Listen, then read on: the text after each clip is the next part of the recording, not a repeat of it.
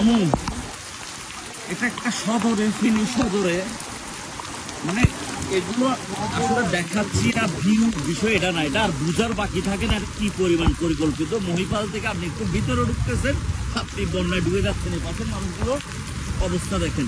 এটা আমি একটা টাউনে আছি,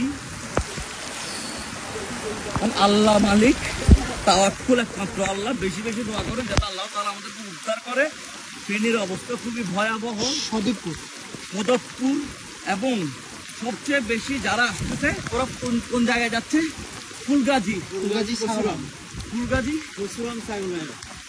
পরশুরাম ছাগলনাইয়া। কিন্তু আশেপাশে আমরা যে হাইওয়ে দিয়ে আসতেছি, আশেপাশের হাইওয়ে ডোবা, বৃষ্টিপাত বাড়তেছে। আমার কথা আপনারা কতটুকু শুনতেছেন একমাত্র আল্লাহ মালুম।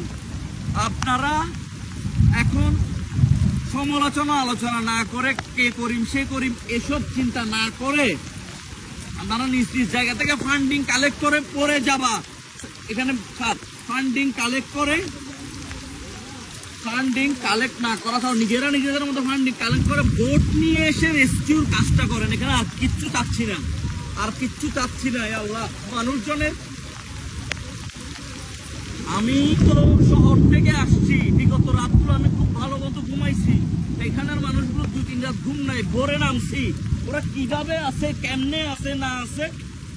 আমি চাই যারা যারা আছেন, আমাদের আগে যারা ছিল বন্যায় হেল্প করছেন, আপনারা সবাই এক হয়ে নামেন। এখানে বিভেদ করিয়েন না, ঝামেলা লাগাইয়েন না, বিকাশ টিকাশ এসব নাম দিয়ে কিচ্ছু করিয়েন না। যেমন আমাদের টিম গঠন করছি আমরা চট্টগ্রাম থেকে, আমাদের মেয়েরা সব মিলাই। এই বিষয় নিয়ে পরে বলতেছি। আপনারা বিষয়গুলো বুঝেন, বুঝে আমল করেন, বেশি বেশি দোয়া করেন।